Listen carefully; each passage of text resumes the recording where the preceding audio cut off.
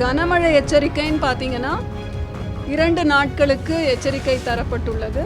கோயம்புத்தூர், ஈரோடு, திருப்பூர், தேனி, திண்டுக்கல், கிருஷ்ணகிரி, தர்மபுரி, சேலம், நாமக்கல், திருப்பத்தூர், வேலூர், ராணிப்பேட்டை, மதுரை, சிவகங்கை, ராமநாதபுரம், விருதுநகர் மற்றும் தென்காசி மாவட்டங்களில் ஓரிரு இடங்களில் கனமழையும், கோயம்புத்தூர் மாவட்டத்தின் மலைப்பகுதிகள் மற்றும் நீலகிரி மாவட்டங்களில் ஓரிரு இடங்களில் மிக கனமழையும் பெய்ய வாய்ப்புள்ளது.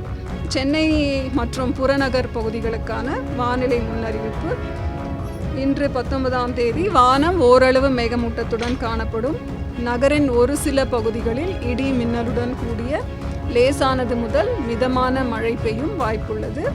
தென் தமிழக கடலோர பகுதிகள், மன்னார் வளைகுடா மற்றும் அதனை ஒட்டிய குமரிக்கடல் பகுதிகளுக்கு செல்ல வேண்டாம் என்று அறிவுறுத்தப்படுகிறார்கள். எதனால் அப்படின்னா, சூறாவளி காற்று மணிக்கு 45 முதல் 50 கிலோமீட்டர் வேகத்திலும் இடையிடையே 55 கிலோமீட்டர் வேகத்திலும் வீசக்கூடும்.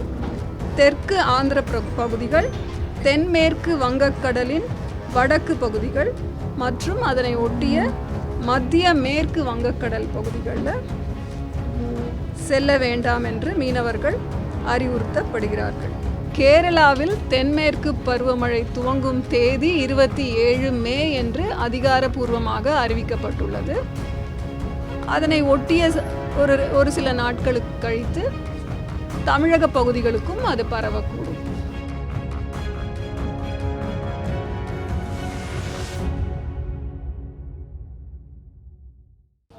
எல்லாருக்குமே வணக்கம்.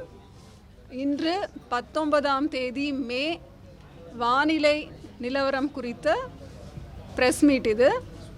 முதல்ல மத்திய மேற்கு மற்றும் அதனை ஒட்டிய தென்மேற்கு வங்கக்கடல் பகுதிகளில் ஒரு வளிமண்டல மேலடுக்கு சுழற்சி நிலவுகிறது. தென்னிந்திய பகுதிகளின் மேலும் ஒரு வளிமண்டல கீழடுக்கு சுழற்சி நிலவுகிறது. இது update about bay of Bengal. அப்புறம் கர்நாடக கடலோர பகுதிகளுக்கு அப்பால் உள்ள மத்திய கிழக்கு அரபிக்கடலில் வருகின்ற 21ஆம் தேதி வாக்கில் ஒரு வளிமண்டல கீழடுக்கு சுழற்சி உருவாகக்கூடும். இதன் காரணமாக 22ஆம் தேதி வாக்கில் அதே பகுதிகளில் ஒரு காற்றழுத்த தாழ்வு பகுதி, லோ ப்ரெஷர் ஏரியா உருவாகக்கூடும். பிறகு இது வடக்கு திசையில் நகர்ந்து மேலும் வலுவடைய கூடும். தென்மேற்கு பருவமழை குறித்த அப்டேட் பார்த்திங்கன்னா, தென்மேற்கு பருவமழை இன்று தெற்கு அரபிக்கடல், மாலத்தீவு, குமரிக்கடல், தெற்கு வங்கக்கடல் பகுதிகளின் மேலும் ஒரு சில பகுதிகளுக்கு பரவியுள்ளது. இது அடுத்த 2-3 தினங்களில் மாலத்தீவு, குமரிக்கடலின் ஏனைய பகுதிகள், தெற்கு அரபிக்கடல், வங்கக்கடல் பகுதிகளிலும் மேலும் சில பகுதிகளுக்கு பரவக்கூடும். அப்புறம் இன்று காலை 8:30 மணி வரைக்கும் பெய்த மழை அளவுன்னு பார்த்திங்கன்னா, அதிகபட்சமாக கள்ளக்குறிச்சியிலே 14 சென்டிமீட்டர் ரிஷி வந்தியம் அப்படின்ற இடத்துல பெஞ்சிருக்கு. வட தமிழகத்தின் பெரும்பாலான இடங்களிலும், தென் தமிழகத்தில் ஒரு சில இடங்களிலும், புதுவை மற்றும் காரைக்கால் பகுதிகளிலும் மழை பெய்துள்ளது. கள்ளக்குறிச்சி, நாமக்கல், கடலூர், தஞ்சாவூர், திருச்சி மாவட்டங்களில் ஒரு சில இடங்களில் கன முதல் மிக கனமழை பெய்துள்ளது. அப்புறம் கனமழை எச்சரிக்கைன்னு பார்த்தீங்கன்னா 2 நாட்களுக்கு எச்சரிக்கை தரப்பட்டுள்ளது. 19ஆம் தேதி மற்றும் 20ஆம் தேதி.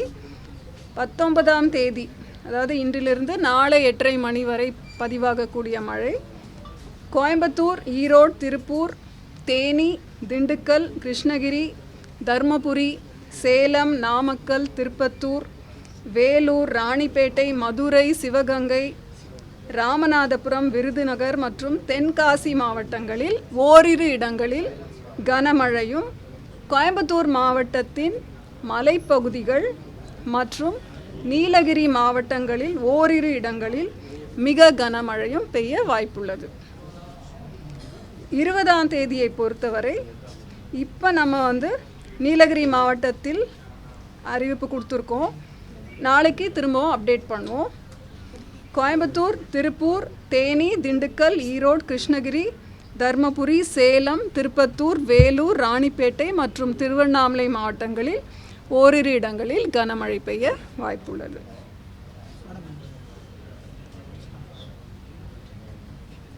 அப்புறம் சென்னை மற்றும் புறநகர் பகுதிகளுக்கான வானிலை முன்னறிவிப்பு. இன்று 19ஆம் தேதி வானம் ஓரளவு மேகமூட்டத்துடன் காணப்படும். நகரின் ஒரு சில பகுதிகளில் இடி மின்னலுடன் கூடிய லேசானது முதல் மிதமான மழை பெய்யும் வாய்ப்புள்ளது. அதிகபட்ச வெப்பநிலை 33 to 34 டிகிரி செல்சியஸை ஒட்டியும் குறைந்தபட்ச வெப்பநிலை 26 to 27 டிகிரி செல்சியஸை ஒட்டியும் இருக்கக்கூடும். நாளை அதே மாதிரி தான். இந்த 2 நாள் மட்டும் கொஞ்சம் வெப்பம் குறைச்சலாக இருக்கும். அதற்கு பிறகு படிப்படியாக 2 to 3 டிகிரி வரை உயரக்கூடும். அந்த மேப்பில் நம்ம கொடுத்துருக்கோம். அது அந்த மேப்பை ப்ரொஜெக்ட் பண்ணி சொல்கிறேன். அப்புறம் மீனவர்களுக்கான எச்சரிக்கை. தமிழக கடலோர பகுதிகள்னு பார்த்திங்கன்னா இன்று 19ஆம் தேதி தென் தமிழக கடலோர பகுதிகள், மன்னார் வளைகுடா, அதனை ஒட்டிய குமரிக்கடல் பகுதிகள் மற்றும் தென் தமிழக கடலோர பகுதிகள், மன்னார் வளைகுடா மற்றும் அதனை ஒட்டிய குமரிக்கடல் பகுதிகளுக்கு செல்ல வேண்டாம் என்று அறிவுறுத்தப்படுகிறார்கள். எதனால் அப்படின்னா, சூறாவளி காற்று மணிக்கு 45 முதல் 50 கிலோமீட்டர் வேகத்திலும் இடையிடையே 55 கிலோமீட்டர் வேகத்திலும் வீசக்கூடும். வங்கக்கடல் பகுதின்னு பார்த்திங்கன்னா தெற்கு ஆந்திர பகுதிகள், தென்மேற்கு வங்கக்கடலின் வடக்கு பகுதிகள் மற்றும் அதனை ஒட்டிய மத்திய மேற்கு வங்கக்கடல் பகுதிகளில் செல்ல வேண்டாம் என்று மீனவர்கள் அறிவுறுத்தப்படுகிறார்கள். 20 முதல் 23 மே வரை எச்சரிக்கை மீனவர்களுக்கு எதுவும் இல்லை. அதே மாதிரி அரபிக்கடல் பார்த்திங்கன்னா 19ஆம் தேதி மத்திய கிழக்கு அரபிக்கடல் மற்றும் தென்கிழக்கு அரபிக்கடல், கர்நாடக கேரள கடலோர பகுதிகள் மற்றும் அதனை ஒட்டிய லட்சத்தீவு பகுதிகள். 20ஆம் தேதி மத்திய கிழக்கு அரபிக்கடல் மற்றும் தென்கிழக்கு அரபிக்கடல், கர்நாடக கேரள கடலோர பகுதிகள் மற்றும் அதனை ஒட்டிய லட்சத்தீவு பகுதிகள்.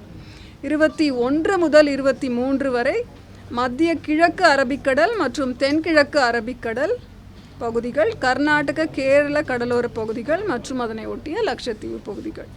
ஸோ இந்த தினங்கள் விரிவாக புல்லட்டினில் நம்ம கொடுத்துருக்கோம். இந்த நாட்களில் மீனவர்கள் இந்த பகுதிகளுக்கு செல்ல வேண்டாம் அப்படின்னு அறிவுறுத்தப்படுகிறார்கள்.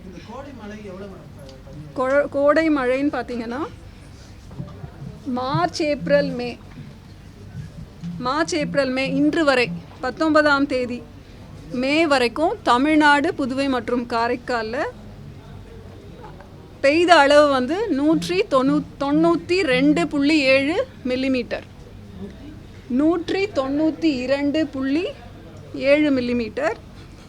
இயல்பு நிலைன்னு சொல்கிற நார்மல் 101.4 மில்லிமீட்டர். இது சராசரி நிலையை விட 90% அதிகம். அதான் ஆல்மோஸ்ட் தமிழகம் மற்றும் புதுச்சேரியில் ஒவ்வொரு நாளுமே ஏதோ ஒரு பாகத்தில் மழை பெய்துட்ருக்கு. அதனால் இது இயல்பை ஒட்டி இயல்பையை விட ஜாஸ்தி இருக்கு. ஸோ பைட்டை பொறுத்த வரைக்கும் அவ்வளோதான். வேறு ஏதாவது கேள்விகள் அப்புறமா சொல்லிக்கலாம். தென்மேற்கு அதாவது கேரளாவில் துவங்கப்பட இருக்கிற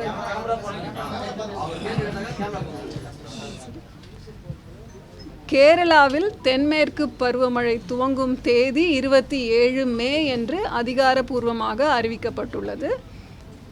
அதனை ஒட்டிய ஒரு சில நாட்களுக்கு கழித்து தமிழக பகுதிகளுக்கும் அது பரவக்கூடும். அது அப்போ கேரளாவில் எப்போ துவங்குதோ அதுக்கப்புறம் நம்ம சொல்ல முடியும். தென்மேற்கு பருவமழை எப்படி மேம் இருக்கு? நம்ம லாங் ரேஞ்ச் ஃபோர்காஸ்டிங்கில் கொடுத்துருக்கோம் இல்லையா, இயல்பிலிருந்து 104% of the long period average கொடுத்துருக்கோம், ±7%. ஆமாம், வேறு ஏதாவது கொஷின்ஸ் ஜென்ரலாக கேட்குறது அப்புறமா. இதுபோன்ற செய்திகளை மேலும் தெரிந்து கொள்ள எங்களது யூடியூப், ஃபேஸ்புக் மற்றும் ட்விட்டர் ஆப்களை சப்ஸ்கிரைப் செய்யவும்.